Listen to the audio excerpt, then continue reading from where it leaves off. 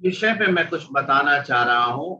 अ, बहुत नजदीकी आत्मिक जो है हालात होते हैं जिसमें हम लोग अपने जीवन की गलतियों से बहुत ज्यादा टूट चुके होते हैं और ऐसे हालात हो जाते हैं हम लोगों के कि हम लोग अपने आप को माफ नहीं कर पाते हैं।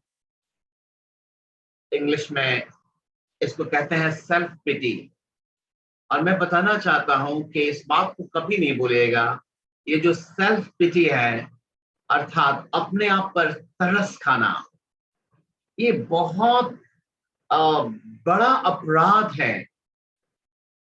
ध्यान से सुनिए मैं क्या कर रहा हूं। सेल्फ पिटी, अपने आप पर तरस खाना। जब मैं प्रभु को नहीं जानता था तो मैं सेल्फ पिटी नहीं समझता था क्या होता है। मैं अपनी गलतियों के ऊपर तरस नहीं खाता था कि मैं कितना गलत हूं।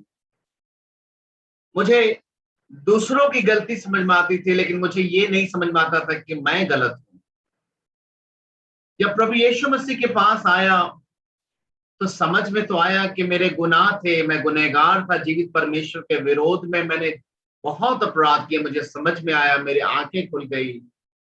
और जब परमेश्वर के वचन को सीखने लगा और जब परमेश्वर के जीवित वचन को समझने लगा तो मुझे दिखने लगा कि मुझ में अब परमेश्वर की इच्छा के अनुसार चलने के लिए क्या क्या गलतियां हैं, क्या क्या कमियां हैं जिस जो मैं वचन को पूरा नहीं कर पाता। और जब मैं उसको पूरा नहीं कर पाता था या फिर अपनी आदतों के कारण उसको मैं पूरा नहीं करना चाहता था या फिर कमजोर था, हो नहीं पा रहा था, तो ये सेल्फ पिटी मेरे आत्मिक जीवन में एंटर करता था।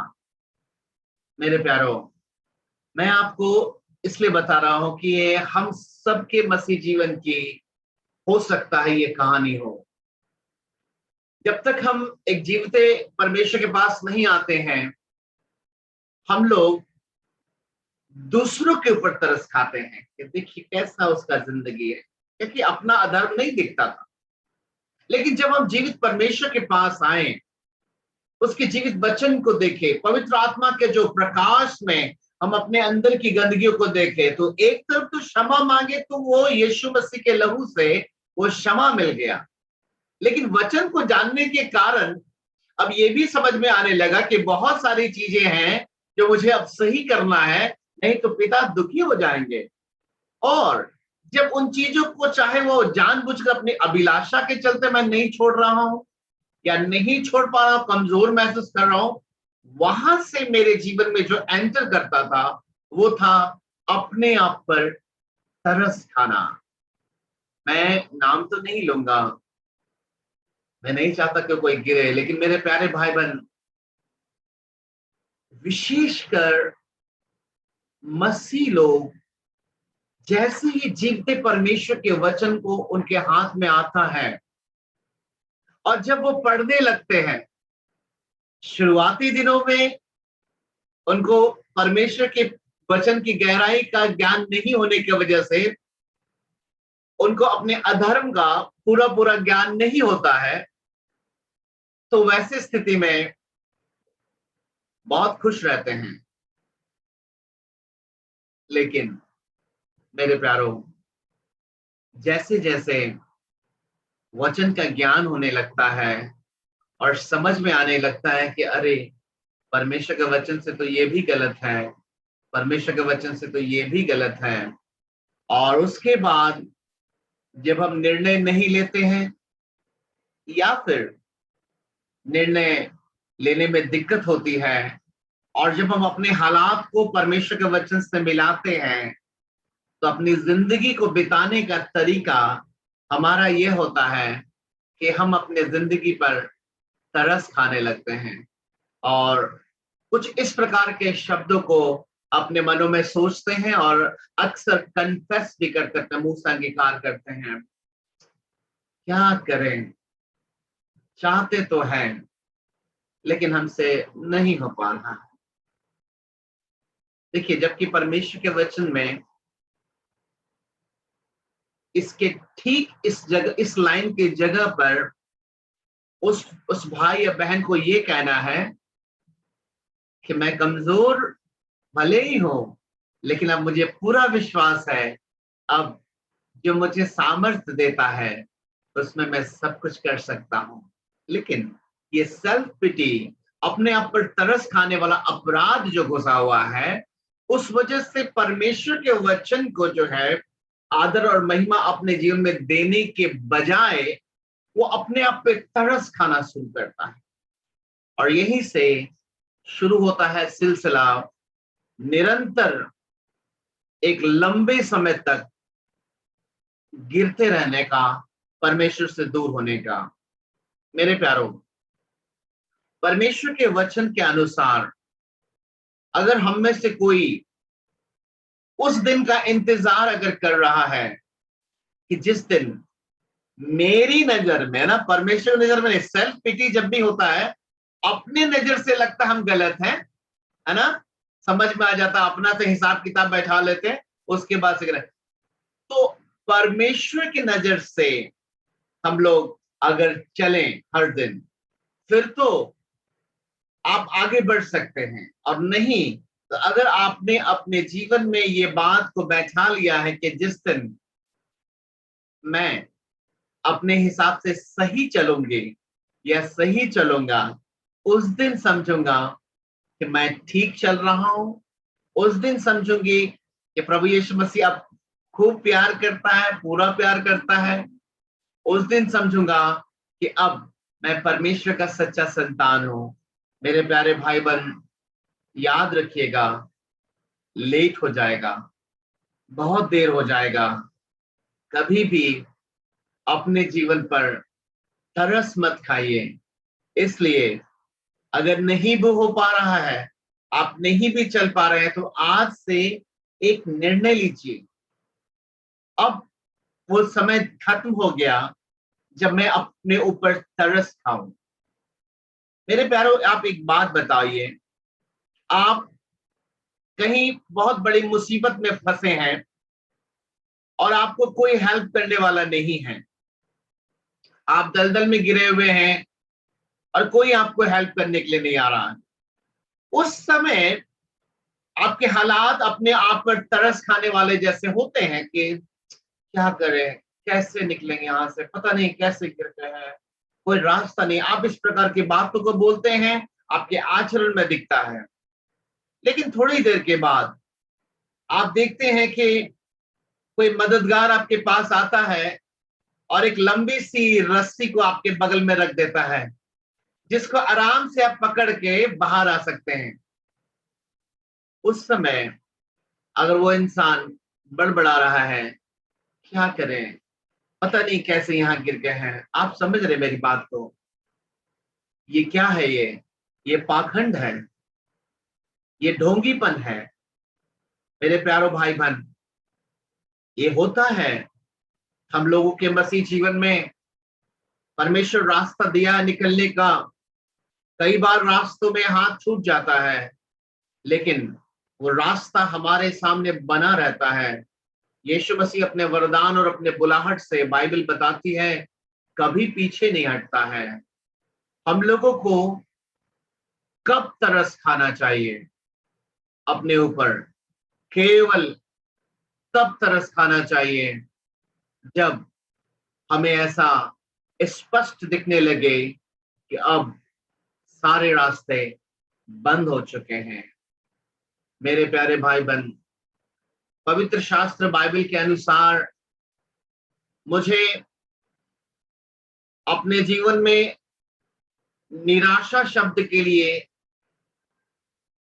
केवल एक ही दिन का मैं इंतजार करता हूं, जिस दिन मैं अपने आप को कह पाऊंगा कि हाँ, आज ये निराशा शब्द मेरे लिए है, केवल उस दिन। अन्यथा मैं अपनी पूरी जिंदगी में मरते दम तक मुझे नहीं मिलेगा निराशा शब्द के लिए कोई उपयुक्त स्थान मेरे जीवन में है।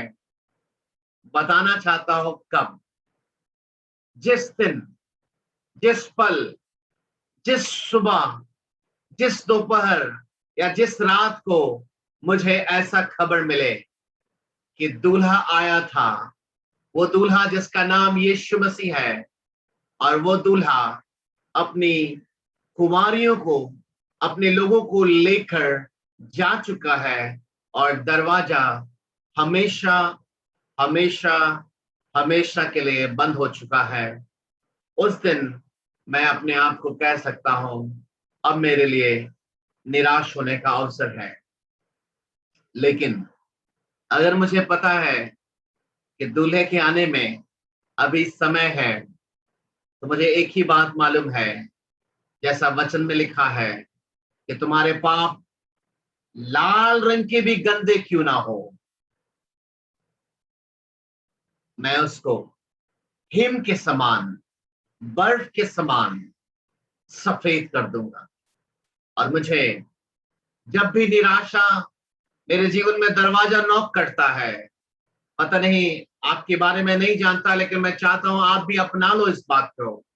जब भी निराशा मुझसे मिलने के लिए आता है, मैं उसको यही बताता हूं, तुमसे ठीक पहले मुझसे मिलने आशा आया है, और वो आशा ये है कि तुम्हारे अपराध लाल रंग के भी क्यों ना हो, वो हिम की नाई सफेद हो जाएंगे।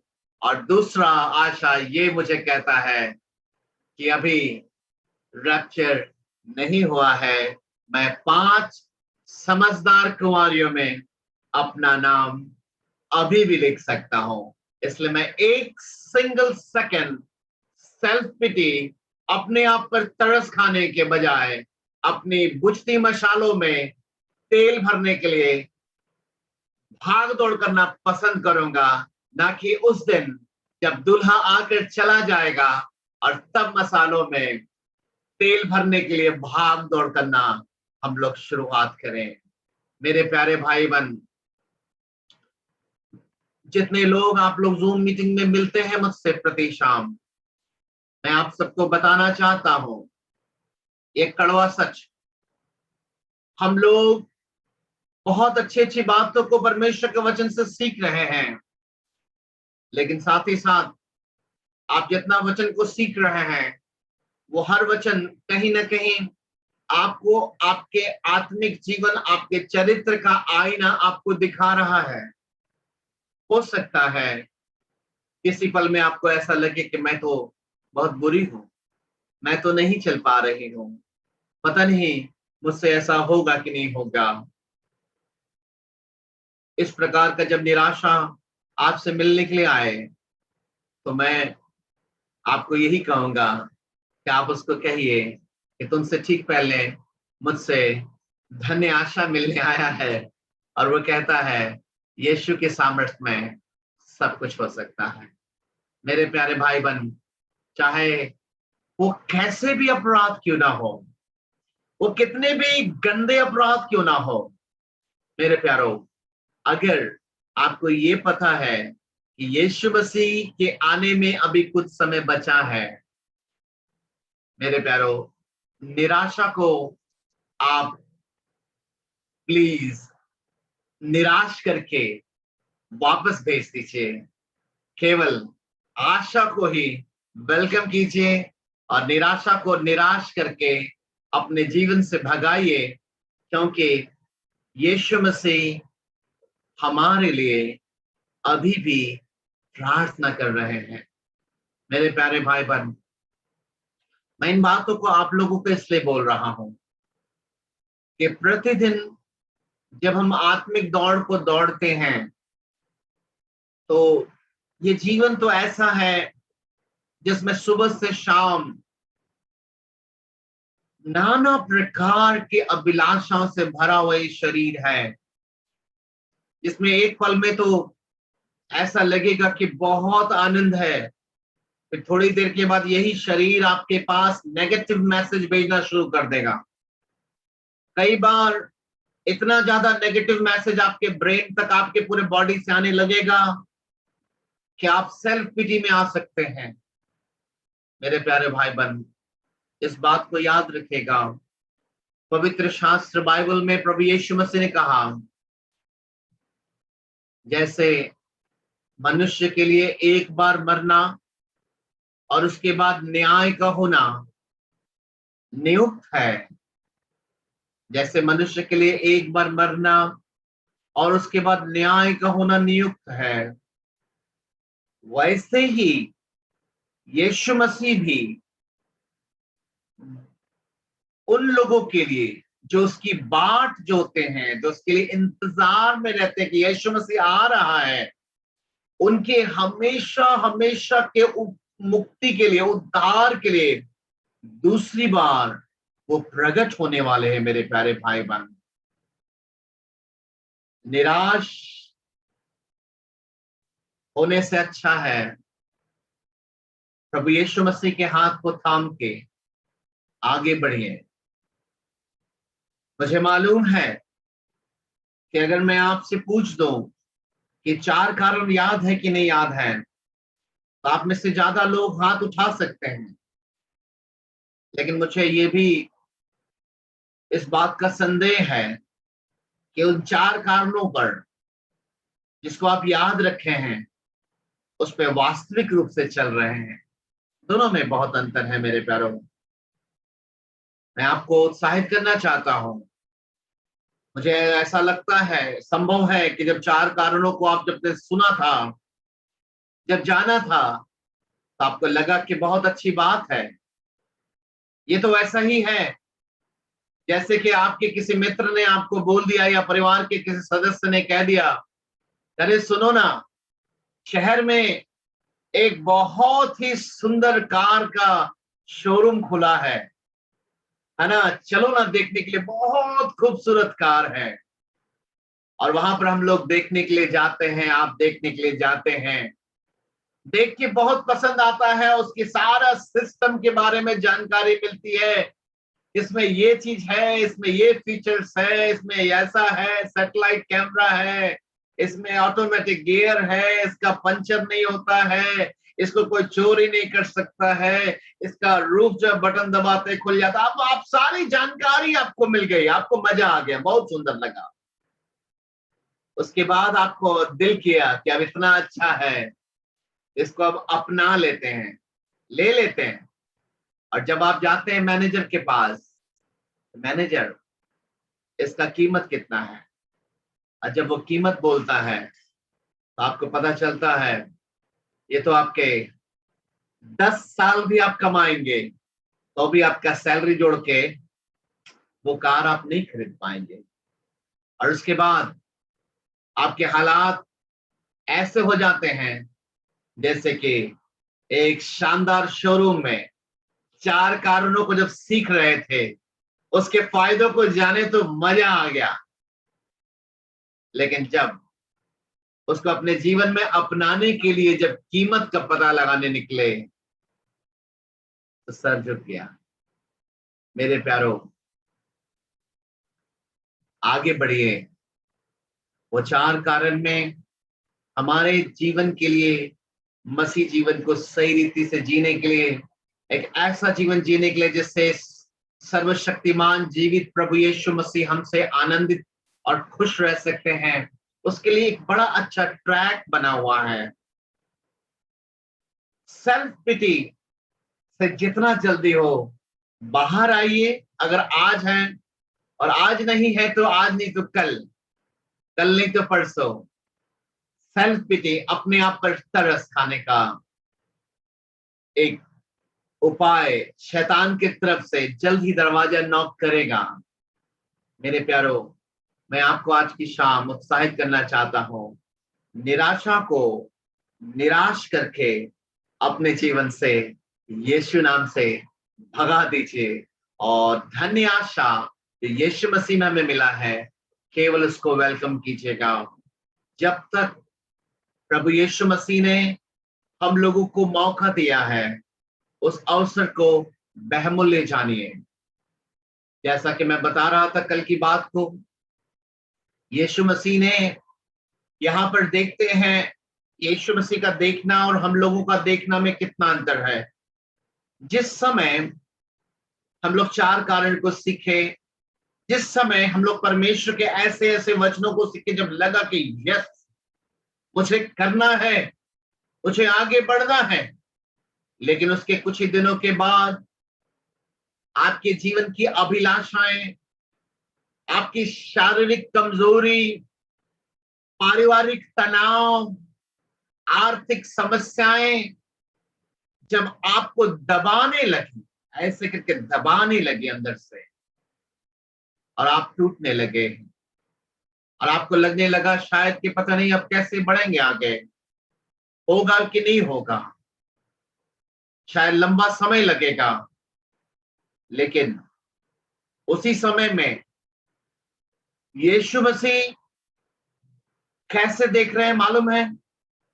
यीशु मसीह हम लोगों को ऐसे देख रहे हैं जैसे मानो एक पिता जब अपने बच्चे को जो थोड़ा दूर पे खड़ा कर दिया है और अभी 1 साल का भी नहीं हुआ है और चलने के लिए उसको सिखा रहा है, और जब उसको इशारा कर रहा है कि बेटा कम, आओ, आ जाओ बेटा, आ जाओ, ऐसे करके, और बच्चा जब धीरे धीरे करके पापा को देख कर आगे बढ़ता है, उसके गिर जाता है, और फिर उसके आंख में आंसू है और ऐसे करके देख रहा है।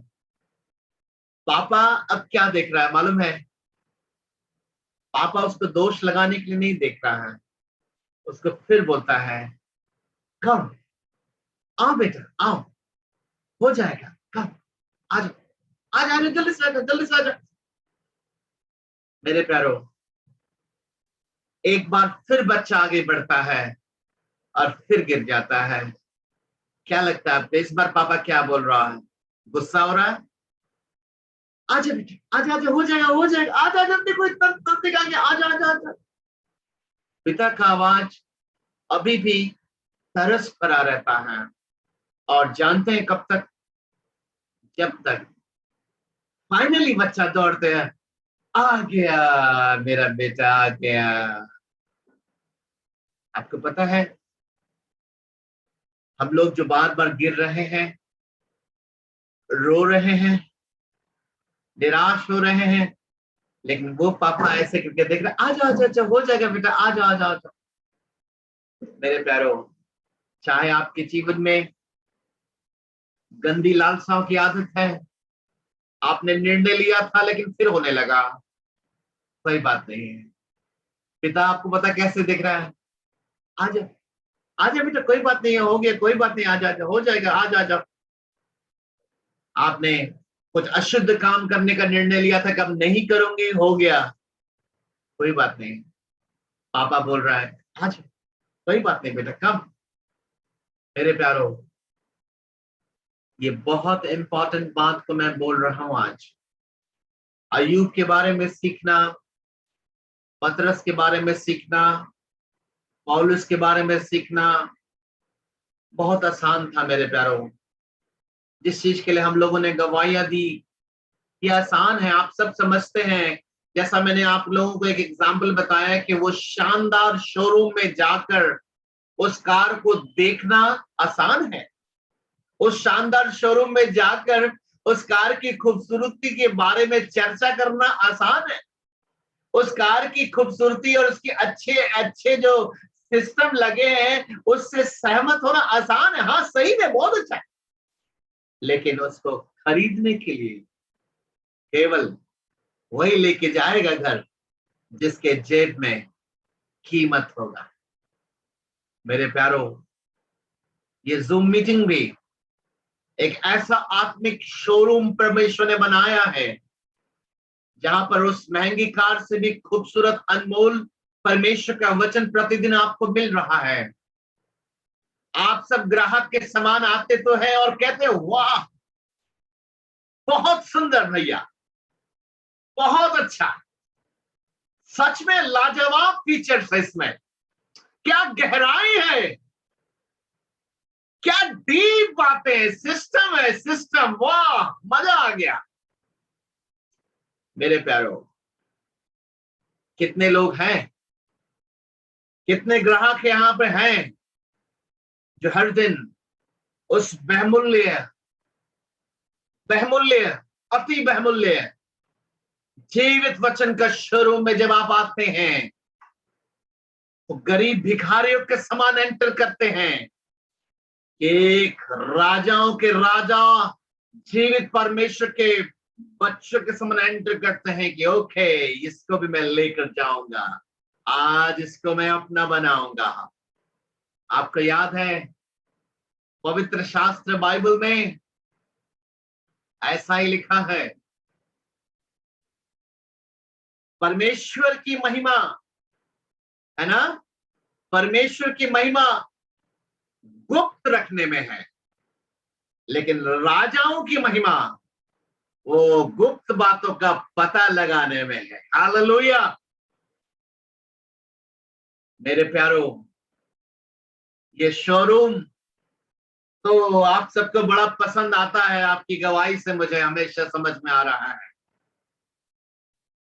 कितना परचेसिंग हो रहा है, इसका रिपोर्ट तो पता नहीं, प्रभु को ही मालूम होगा कितना लोग खरीद के अपने जीवन में लागू कर रहा है।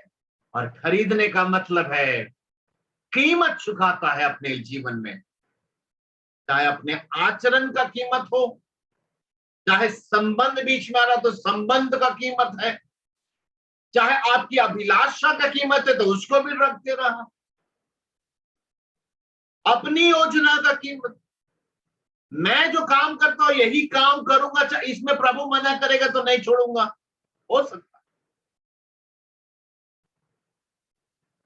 आपको पता है परमेश्वर के दास जो ऑगस्टिन जेबा कुमार, जो इतना अद्भुत परमेश्वर के सेवक हैं, जो बिहार में जो डेरी ऑनसोन में जो जेम्स चलता है, वो पूरे विश्व के बहुत अच्छे सेवक हैं परमेश्वर के। जब वो मैकेनिकल इंजीनियर थे तमिलनाडु में, और जब परमेश्वर ने एक रात को बोला कि जेबा कुमार मैं चाहता हूं कि तो बिहार जा सेवा करने के लिए, बोला नहीं प्रभु, बाइबल पढ़ता हूं, प्रार्थना करता हूं, इधर तमिलनाडु में ड्यूटी करते हुए प्रचार कर लूंगा, अभी ड्यूटी छोड़ के आप बोलते हो बिहार। और आज से समझिए 20, 25, 30, 40 साल पहले की घटना, बहुत पिछड़ा था उस समय बिहार। उस समय बोल रहे प्रभु आप कहां भेज रहे मुझे। फिर एक दिन स्वप्न में आया कि जेबा कुमार तुमको बिहार जाने के लिए मैंने बोला है। ये प्रभु को कह रहा है कि प्रभु मेरा इतना सैलरी मिलता है, मैं कुछ सेवकों को अपना सैलरी से दे दूंगा, वो लोग बिहार में जाकर सेवा कर लेंगे, हमको इधर ही तमिलनाडु में रहने दीजिए। देर रात में दर्शन, इस प्रकार से लगातार परमेश्वर का दर्शन उनको मिलता रहा, जेबा कुमार तुमको बिहार जाना पड़ेगा। और मेरे प्यारे भाई बहन, वो जेबा कुमार एक इंजीनियर था, अपना सब कुछ छोड़कर बिहार में आकर, एक समय में पैर में चप्पल भी नहीं होता था, वो नंगे पांव वो इंजीनियर होकर बिहार में अलग अलग जगहों में, आरा में, अलग अलग जगहों में, बक्सर में, गांव गांव में जाकर यीशु मसीह की सेवा को शुरू किया। मेरे प्यारों, आज परमेश्वर उनको बहुत आशीष दिया है, बहुत अद्भुत उनकी सेवकाई है। मेरे प्यारों, इस शोरूम में प्रतिदिन आना अच्छा लगता है मुझको भी, क्योंकि एक मैनेजर को तो अच्छा लगता है कि प्रमोशनल ऑफर निकाले ताकि ज्यादा से ज्यादा क्लाइंट अट्रैक्ट हो शोरूम में,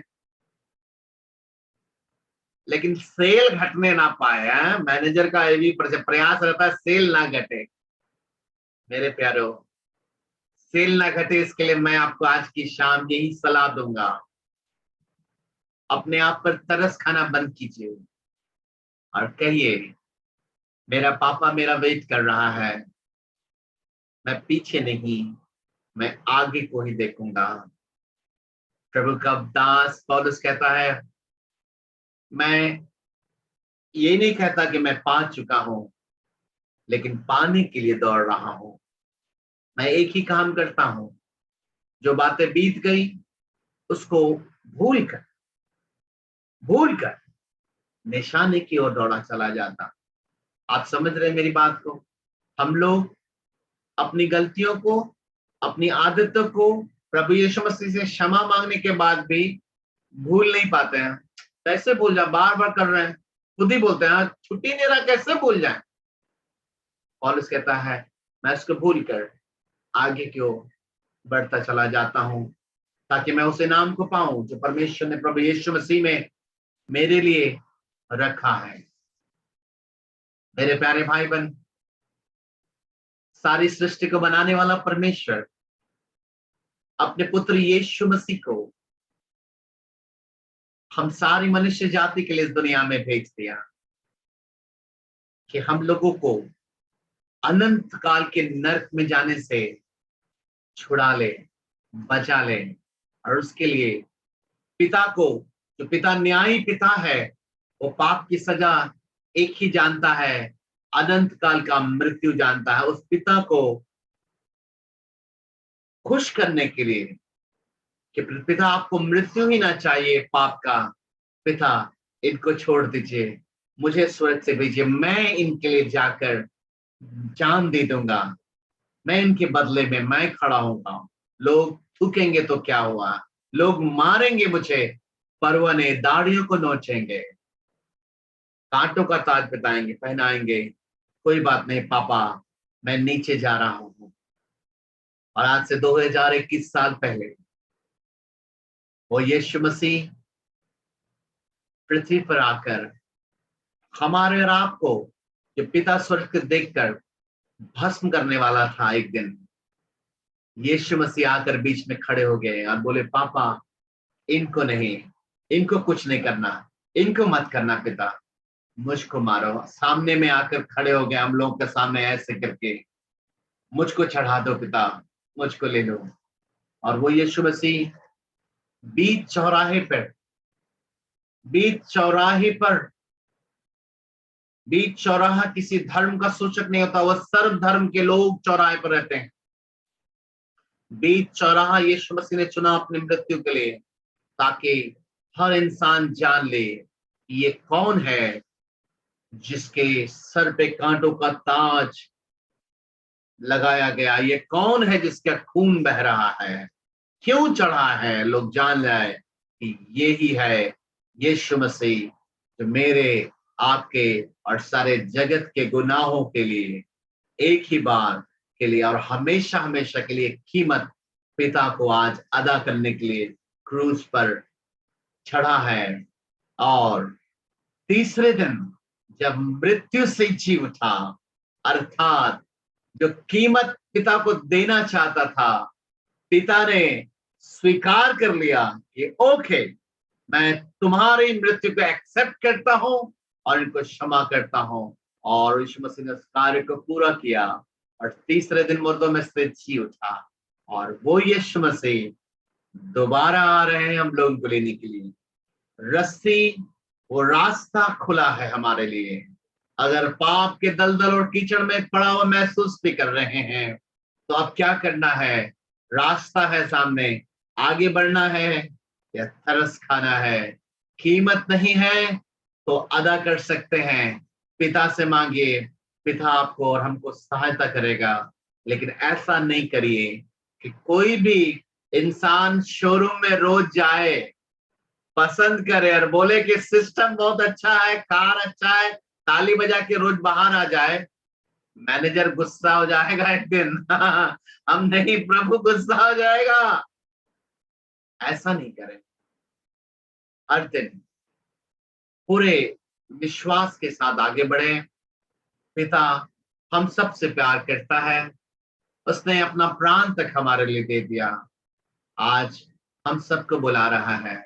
और उस पिता ने कहा कि हाँ, एक बात जरूर है कि जब तुम फिरो, जब तुम मेरे पास आ जाओ, अपने गुनाहों से, अपनी गंदी आदतों से, अपने कमजोरियों से निकल के जब तुम आ जाओगे ना, तो एक काम करना, वैसे भाई बहन जो कमजोर हैं, जो लोग नहीं जानते हैं मेरे वचनों को ठीक से, जो लोग डगमगा रहे कदम, जो लोग तुम्हारे समान गिरते हैं अभी भी, उनको जाकर स्थिर करना। ये पिता का दिल है, क्योंकि कोई भी पिता के अगर 2 बच्चे हैं और दोनों जमीन पे लौट रहे हैं और एक चलना सीख गया है, तो पिता को एक से खुशी होगी, लेकिन उसको पूरी खुशी तब होगी जब दूसरा वाला भी उसके गोद में आ जाएगा। मेरे प्यारे भाई बहन, ये संसार से यीशु मसीह प्यार करते हैं और उसका एक एक लहू का बूंद सारे संसार के लिए बहा। अगर आपको और हमको प्रतिदिन निकलने का मौका मिल रहा है, अगर आप निकल पा रहे हैं, तो याद रखिए पिता कुछ चाहता है हमसे, और वो यह चाहता है कि हम वैसे भाई बहनों का जो लोग कमजोर हैं उनको हेल्प करें, उनको उनके डगमगाते कदम को मजबूत करें, ताकि वो भी पिता के राज्य में हम सभी एक साथ प्रवेश कर सके। आइए हम लोग प्रार्थना में जाएं।